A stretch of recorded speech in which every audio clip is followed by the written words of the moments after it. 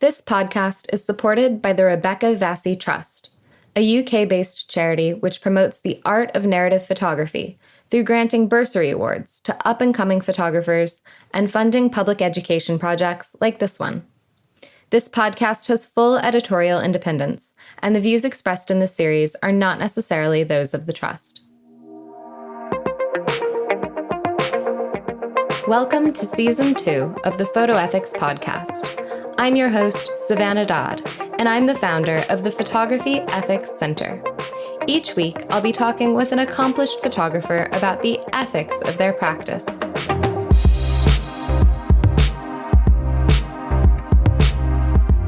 Today, in episode number 4, we'll be talking with Pete Brook on thinking about images. Born and raised in England, but based in the San Francisco Bay Area, Pete Brook is an independent writer, curator, educator, and prison reform activist. His website, Prison Photography, is a resource that centers around the role photography plays in representing prisons and incarceration. Pete has curated a number of exhibitions, including Prison Obscura, which presented vernacular forms of photography, such as surveillance images and prisoner-made photographs, on the topic of incarceration. His work has been featured by the British Journal of Photography, the New York Times, and the Los Angeles Times. In 2018, Pete received the W. Eugene Smith Fund's Howard Chapnick Award and a Pulitzer Center for Crisis Reporting grant.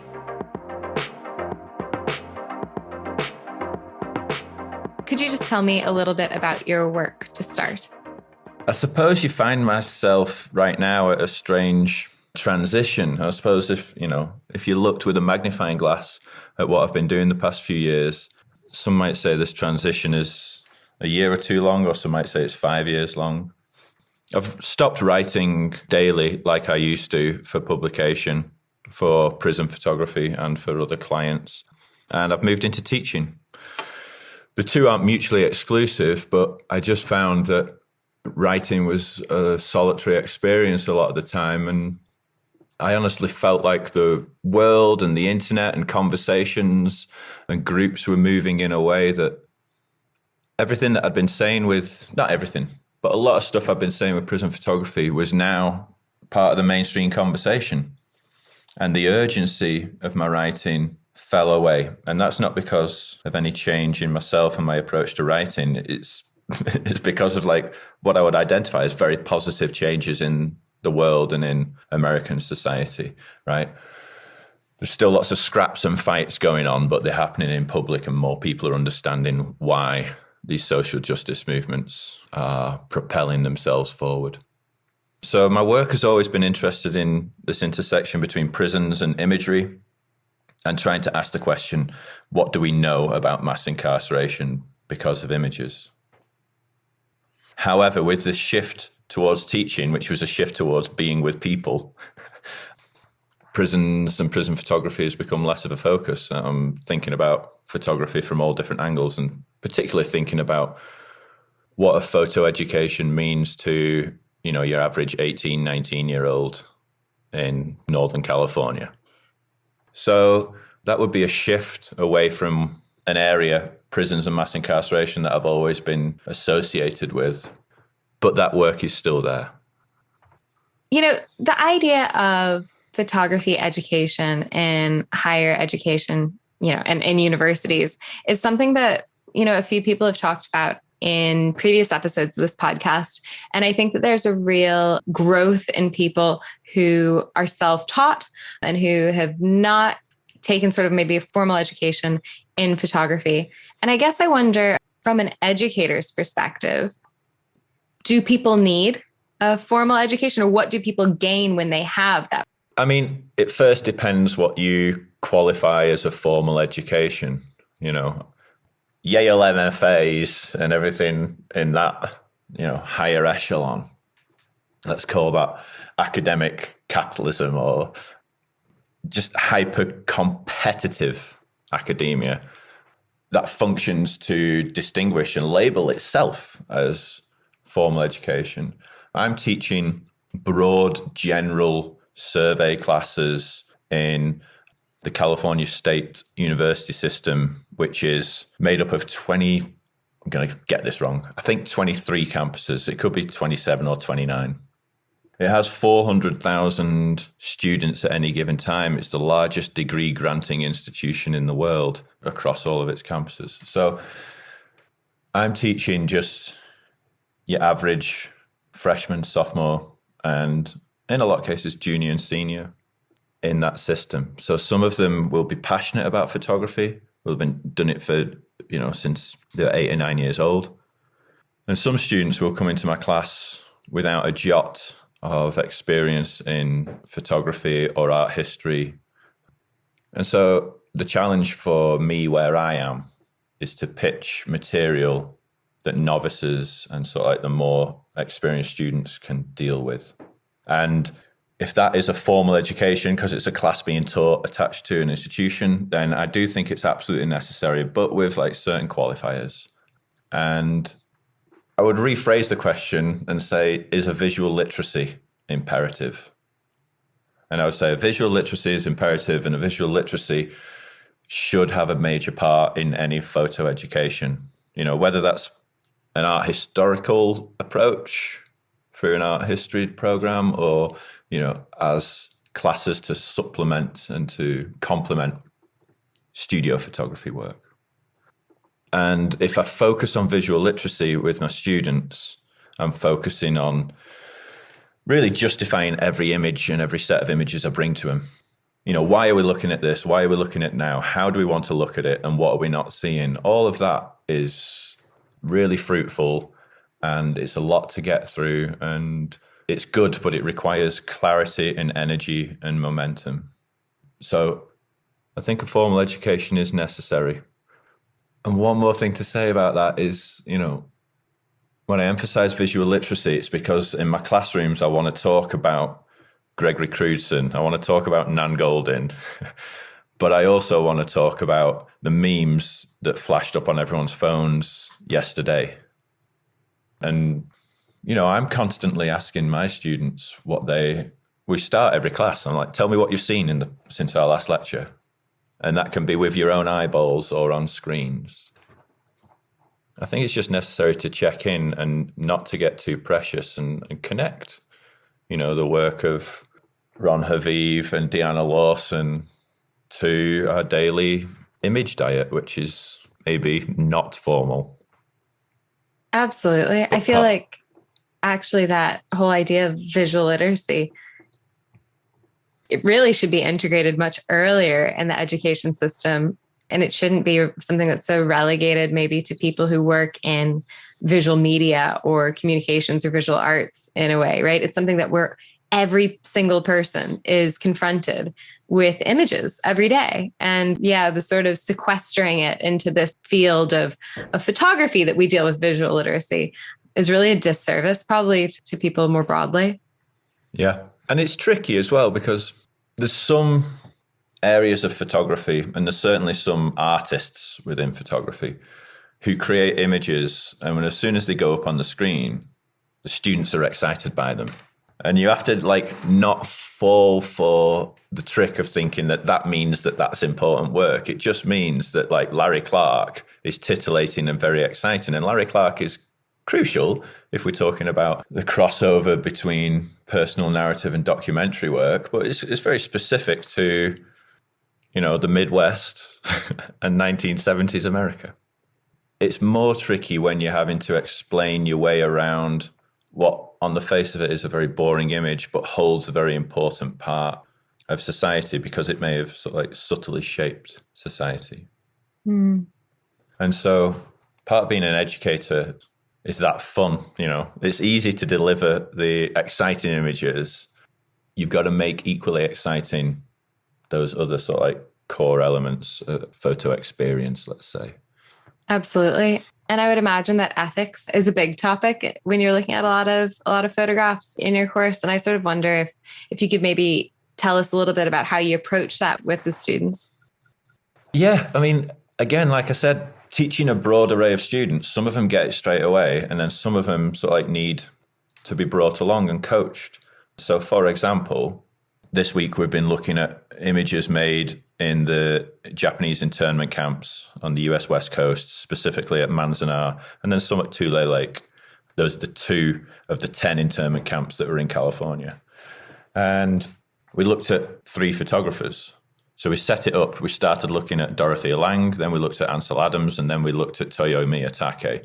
In every case, they were arriving at different times, trying to do different things. And in the case of Tōyō Miyatake, he was an internee himself.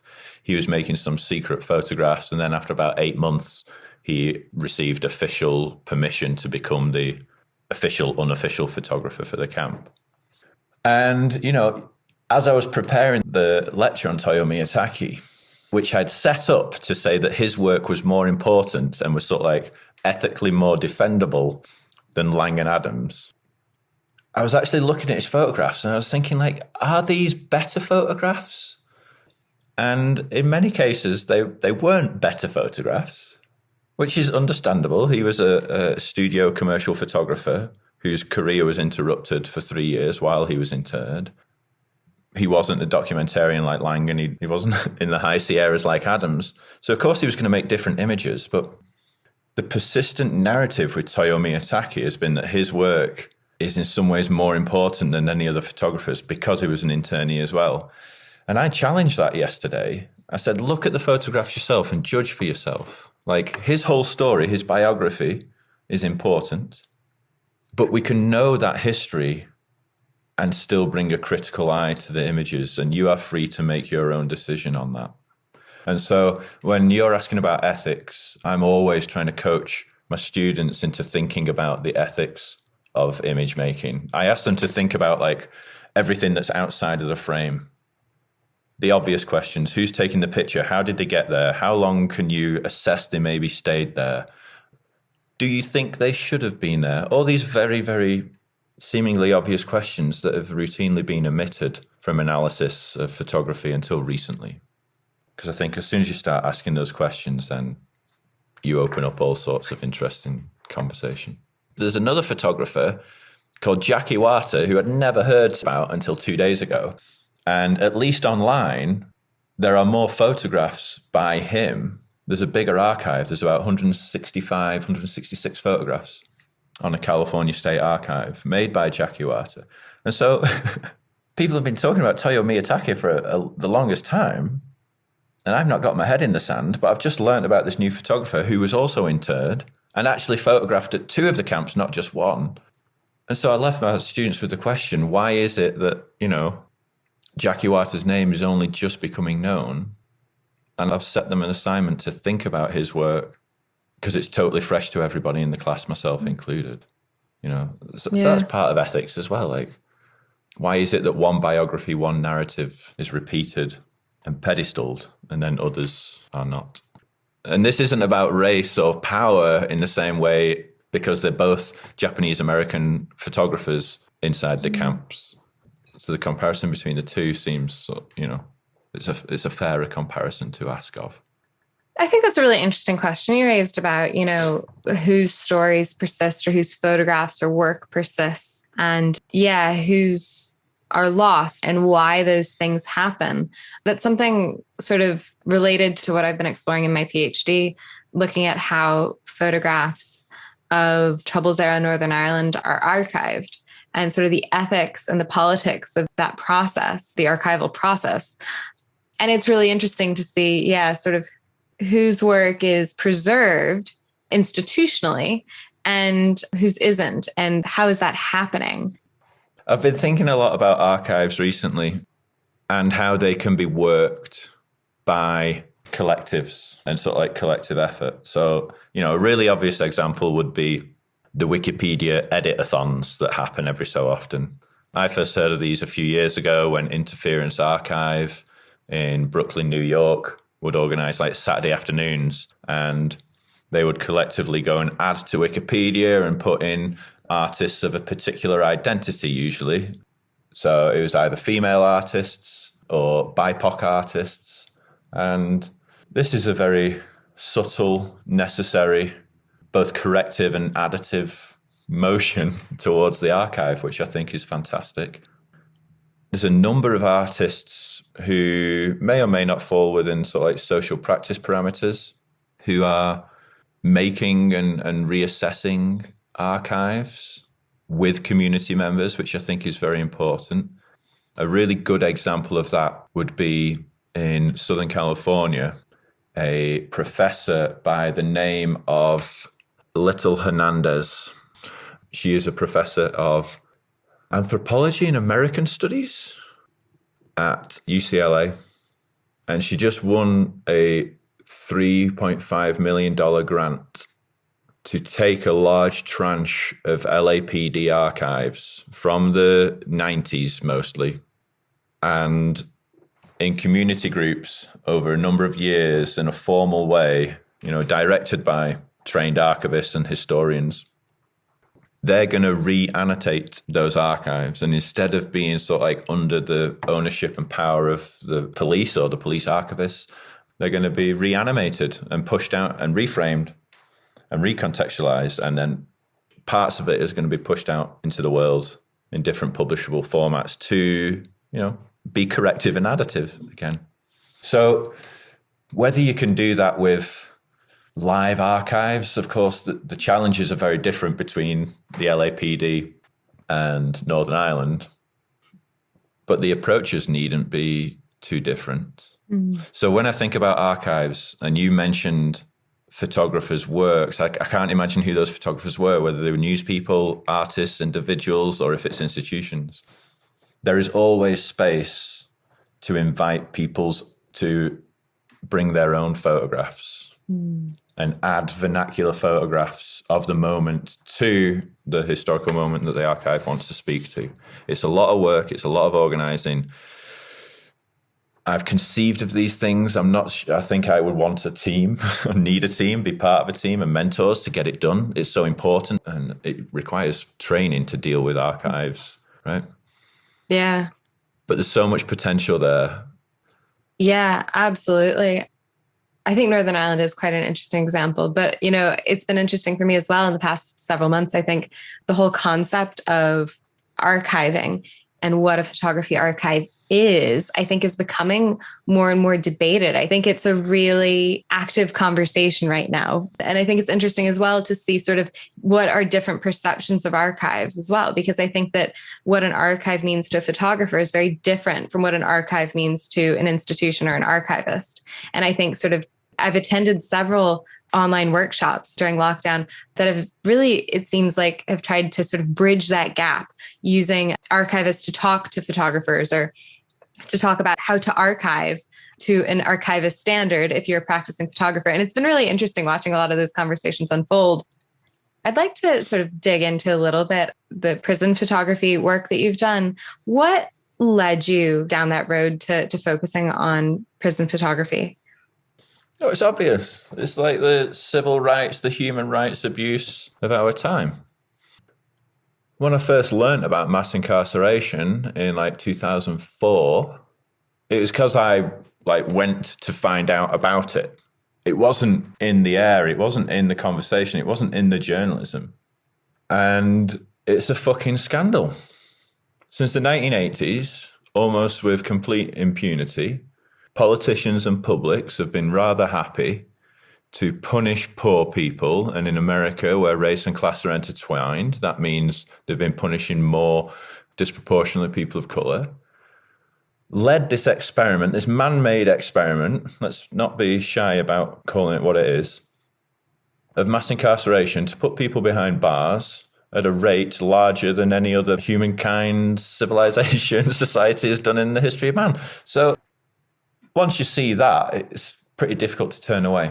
And I was angry for a few years, and then I was involved in photography as a researcher. I'd come out of art history. I was getting more and more interested in photography as it related to visual literacy, advertising, all the critical theory around it. It's the medium of modernity.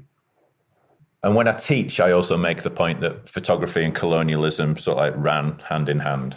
from their inventions came about at about the same time and have really suited one another. So apart from being angry, I wanted to make an assessment of what my contribution could be. And I was like, Well, I enjoy looking at pictures, and I also enjoy deciding if those pictures are useful or not. And especially in this pressing issue that doesn't seem to be getting any airtime, maybe I will be useful and help people along. And that might be helping them to understand an individual image or an individual photographer's work. Or it might just be explaining to them for the first time the tentacles and the breadth of this tumorous growth of prisons in the US. And early on, I think I did introduce a lot of people to the issue, and I think they felt the same shame, anger, dismay as I did, because everyone feels like they've been hoodwinked.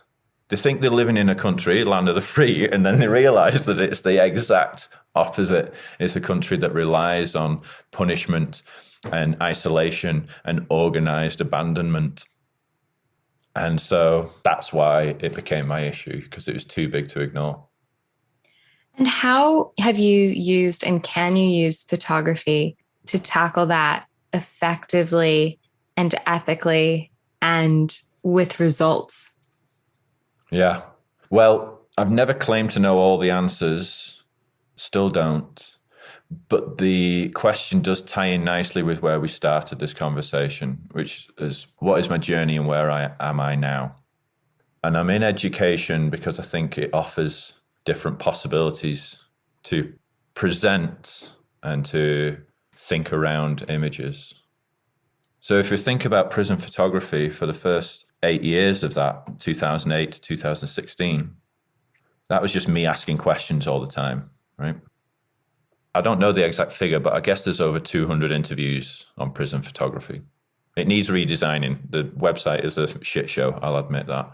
But the archive is there, and it's incumbent on me at some point to make it more usable. Setting that aside, after many, many years of creating this survey of prison photography, in most cases, not looking at any work that's new, but in most cases, looking at work that maybe got a run out once or twice 20 years ago, connected with a lot of photographers, connected a lot of the boxers, helped people, not only audiences, but photographers understand where their work fit in. And then, like the history of photography, you can, if you want, you can take a broad look and consider genres, and you can see how the approach to photography making inside of prisons has shifted from, in the 50s, like this very, very rare but kind of kitsch approach. This is before mass incarceration existed. This was while civil rights movement was emerging, but in no way connected to civil rights. It was only in the late 60s when a few documentary photographers started going into prisons and looking at it with a racial lens, that prisons and race was connected visually there, but it still wasn't like taken on by broader society. And then in, I'd say, maybe the late 80s with Morikami, but certainly throughout the 90s and certainly into the early 2000s, there was a lot of photographers who were wanting to share their power as image makers and doing collective projects. And some of the most exciting stuff came out of activism and social practice and, making or reassessing images and, not always there being an author to that assessment. It's come out of a collective effort. And, teaching inside of prison that I did for a year, 2018, 2019 at San Quentin, taught me a lot of tools that I use in my classroom at Sac State. And I think that's where you start to get into layers, don't you? But you want to create something in the classroom that is not only useful to the people in the classroom, but could potentially be useful to secondary audiences beyond the classroom and tertiary audiences. And so in the case of assessing prison photographs and photographs in general, when I was at San Quentin, that's what I asked the men to do. I was like, you tell me about these images and, write a good essay, a college level essay for assessment for me to grade here, but also think about not overthinking about it. Think about writing for a general audience, and we'll see where that writing goes. So I think those are the opportunities for thinking around images of incarceration. We need to go past the dominant, simple, obvious tropes, which sort of like seem to stand in for a depiction, in inverted quotes, of prison. And photography falls short a lot of the time. I think film, if it's done really well, can be incredibly impactful. There's a good number of podcasts now. I think listening to a half-hour conversation between people who are expert and have really thought this through can be as good as spending 2 hours walking through an exhibition or going through a photo book, you know. They provide the context. And so if it's someone who is directly impacted, a family member, if it's someone who's formerly incarcerated, if it's someone who's in prison, although that's more difficult to secure, then that's the best thing, right? What kinds of responses did you get from the men that you worked with in San Quentin in response to some of the imagery of prisons that you were sharing with them? I got a very mixed response. First, I'll say, you know, I learned that some students understandably don't want to talk about prison in any depth, right? And I'm laughing there, not because like I encountered a wall, but I encountered a few students who like reasonably explained to me, they're like, dude, we live this every day. Like, what more else is there for us to say? Especially when a lot of them feel like they've been saying the same thing for years and years and years, but they say it amongst themselves and it doesn't seem to affect what the administration thinks of them and their personal case. And so there was that. There was a little bit of pushback. I was asking them to do a lot as well, you know, in the context of the class. Some of them had not considered photography or photo history much at all, but their speed of learning, the way they took stuff on throughout this 13 weeks of the semester, resulted in them all outperforming in terms of what they wrote and how exacting it was. A lot of them gravitated towards photographs of children in visiting rooms, kids of incarcerated parents, even if sort of like the images were not of prison. And I've found this time and time again. And I think it's because they identify themselves in the cycle of incarceration. A lot of them were parents themselves. A lot of them had been down for a long time and, you know, missed out on 20 years of their child's growth. So they wanted to speak directly to those tough emotions. They appreciated moments where they could use education or assignments to continue the work that they're doing on themselves, which is phenomenal, by the way. So like self-directed self-improvement amongst the men. And I have a piece in draft form. It's been there for 2 years. And this might have been specific to San Quentin particularly. But when you and I first met at the Gene Smith Awards, you know, everyone was congratulating me on the grant, which was wonderful. But I'd already identified at that point, I'd been teaching for a month inside, that while the education programs are very, very important and really do open up all these other doors, whether those education programs are there or not, or whether other programs exist, the men are still going to be organizing and working on healing themselves. And that goes on all the time. So I have a piece called Prisoners Doing It For Themselves. And it's encouraging everyone just to like back up and stop thinking that any outsiders are saviors or doing God's work, because the juggernaut of mass incarceration is bigger than that. And it can quash most things if it decides to take a sinister turn. But the organizing between men themselves, quietly, hourly, daily, is harder to quash. So, for example, like since last March, there's been 0 programs in San Quentin Prison. There's been 0 programs in any prison in California. Like their lockdown is far more different in character to lockdowns that we've been talking about in the outside world. So, you know, a prison, if it wants, can just shut its gates. And that ceases all inside-outside in-person interaction. But it doesn't affect too much the ability for men on the inside to organize. I think that's a really, really useful point for everybody to remember, regardless really of who they're working with, that none of us are going to come in and into a community that we're not a part of and do something. I mean, maybe few of us, maybe I shouldn't say none of us, but very, you know, it's rare that you're going to go in and do something really novel that nobody's ever thought of that's going to totally change people's worlds, right? And I think that's sort of humility at recognizing, people do it for themselves, and I'll come in and I'll do what I can. In your case, I'll come in and I'll teach photography because that's what you can offer. But being really aware of the limits of that, I think, is powerful and important. Yeah. And just sort of like being fleet-footed and flexible. There's always lectures which go in a way you don't anticipate. So, for example, the average age of my students was 50 to 55, and 80% of them were African American. And that's because they'd been locked down for crimes they committed as very, very young men. That was the narrative. That was the general demographic in my classroom. The penny dropped for a lot of them, and I was recently applying to a few things, so I was going over the student evals again.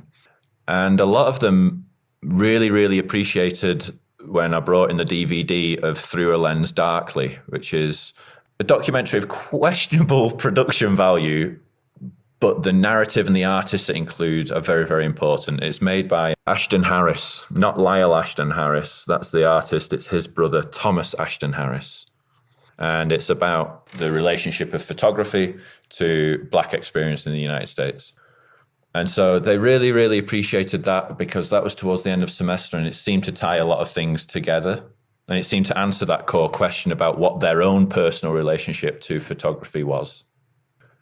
But then on the same hand, they brought a criticality to work like Lorna Simpson, and especially to Zanelle Maholi. We had the most heated debate in the classroom about Zanelle Maholi's recent self-portraits, where she's using everyday objects to adorn herself. So a quick glance, it looks like it's a really like fashionable, indigenous or African, in quotes, type of dress. It sort of like serves the unknowing eye. And then closer examination, you realize it's just clothes pegs. Well, some of my students thought this was frivolous and self-sabotaging, and they did not like this work at all. They wanted Zanelle Maholi to have more respect for herself. And then other students pushed back. They were like, hold on, this could just be fun, or it could be something different we haven't labeled yet in between.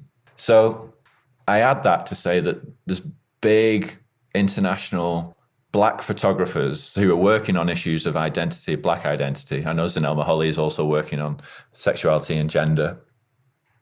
So they were attending to those images and discerning what they liked and disliked. And yeah, there were some Black artists who they just rejected outright. But generally, so like that introduction to Black experience and photography over the past 170, 180 years was new to them and something that they could anchor within their own personal story, their own personal narrative. Do you have any recommendations for photographers who might be photographing people who are incarcerated or photographing issues sort of surrounding incarceration? What are the things that you would recommend to make sure that they're doing it in an empathetic and an accurate way? There's a few answers to that question, and not one of them is, here's a photograph of a prison that you should look at because it's reliable. And, going back to education, a lot of the best artists, activist artists looking at mass incarceration are also teachers. It necessarily has to be part of the work. There has to be an engagement with the image making, with the performance. And so photography, of course, operates very differently to that.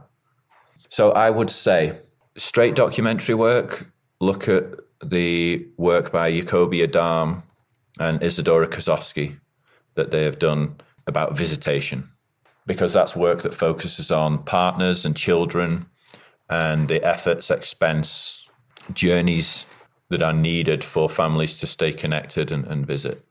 Eucobia made her work several years ago now in New York State. Isadora Kozovsky made her work a couple of years ago in Florida. So just for straight documentary work, that's stuff I return to. And what is it about that work that you think has been done well or effectively? Or what is it about those photographers that you feel like they've done a good job? I mean, I would certainly say my assessment has been shaped by the responses of my incarcerated students. Like I say, they gravitated towards these. They saw themselves in the pictures. More important, I had one student, Troy, and he spoke about the lady who featured in Eucobia's work. And he spoke of her as if she were his own wife. You know, he said in the paper, even physically, they looked similar. He leant on the photographs to talk about his own situation. But the reports were always that these emotional moments that Ucobia and Isadora had caught were accurate. They did speak to their experience. But even before I introduced the work to the men at San Quentin, there was something very open and honest, especially at Eucobia's work, because she travelled on the bus with them and sort of like experienced all the inconveniences and rigmarole of that. And then Isadora's work, you can spot it a mile off, because she will usually isolate emotions or, you know, glances or fleeting moments, usually on the face of folks. And she did that time and time again when she was photographing in the visiting room. I think she had, you know, slightly long lens. She wasn't right up on people all the time, but she was always waiting for that moment that would translate as a single image, right, as the visual. Beyond documentary work, I think that the work that Jackie Summel does, where she's creating community gardens and doing so at the instruction of people who are incarcerated. So, you know, she's come from a fine art background. She's used photography, ephemera, correspondence, and she's heightened that correspondence and broadened it out to being more than just her and someone who's incarcerated, but a community and someone who's incarcerated. Jackie Summel's great.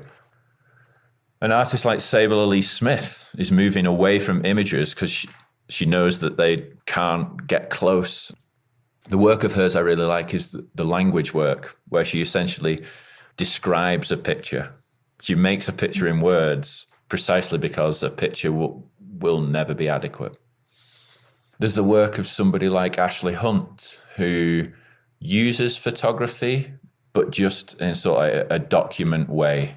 He photographs landscapes surrounding prisons. He thinks about sort of like the journey and physical exclusion and tries to use photography and his own journeys to shorten that gap.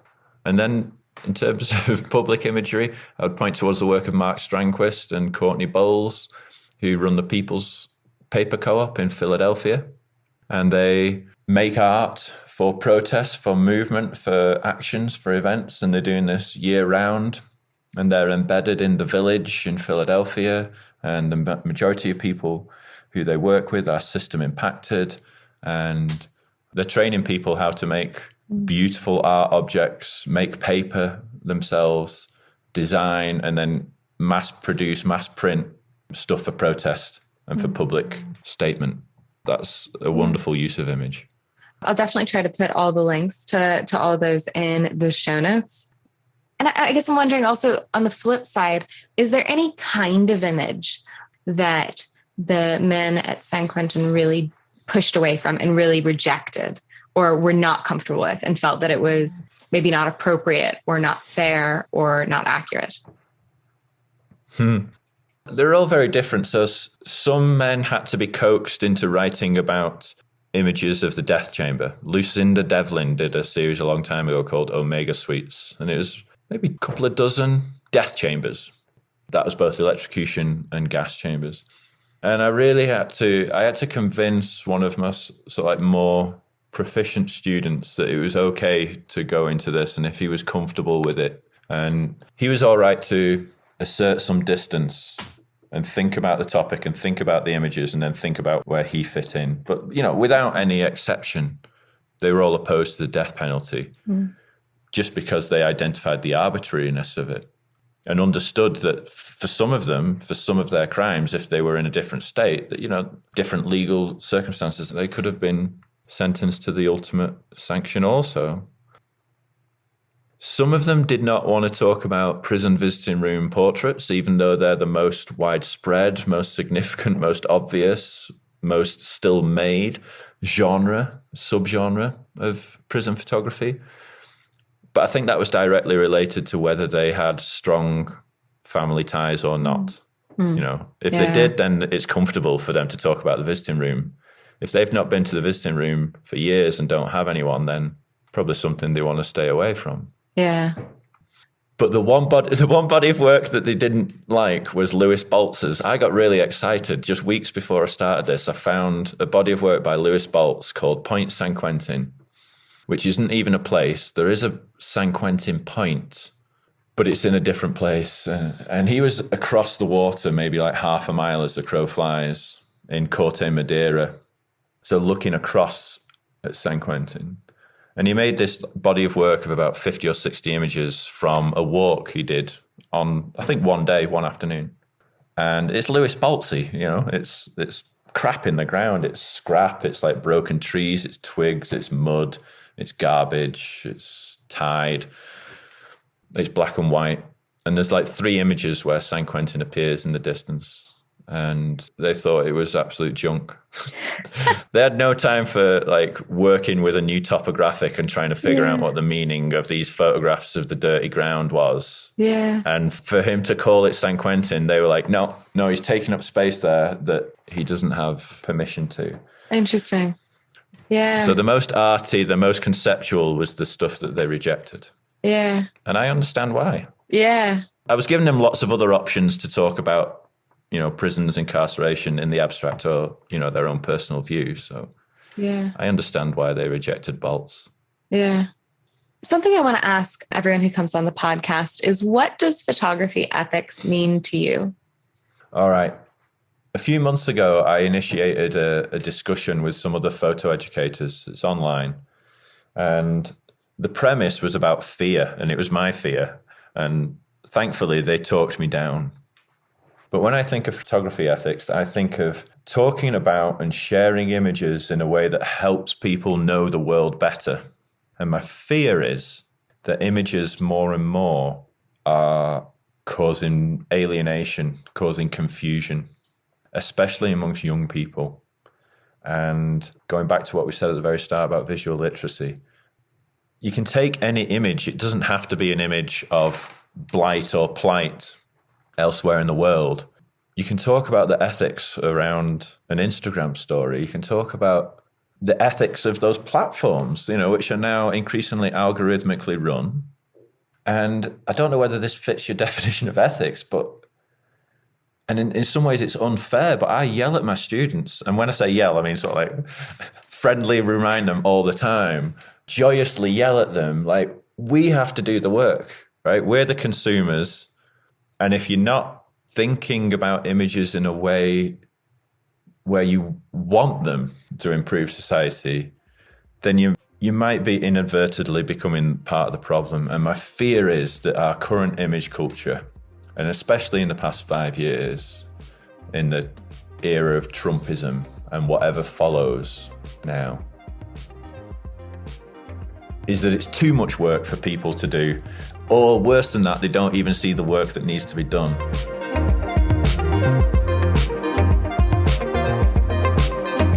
Thank you very much for listening to this episode of the Photo Ethics Podcast. The aim of this podcast is to share new insights about photography ethics with others. So if you heard something you liked, please share this podcast with someone who would appreciate it. The links to all things mentioned in this episode are available in the show notes at www.photoethics.org. Join me next week when we hear from Sarah Weiswa on the importance of listening.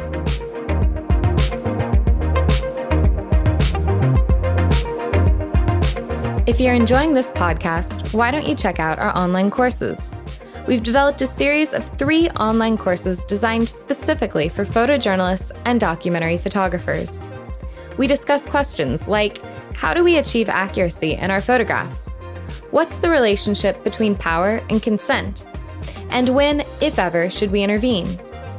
These online courses come with perks, like access to an online community group for discussion and Q&A opportunities with me, the course leader. Enroll today at www.photoethics.thinkific.com or go to www.photoethics.org and click Online Courses. This podcast was edited by Ellie Gascoigne.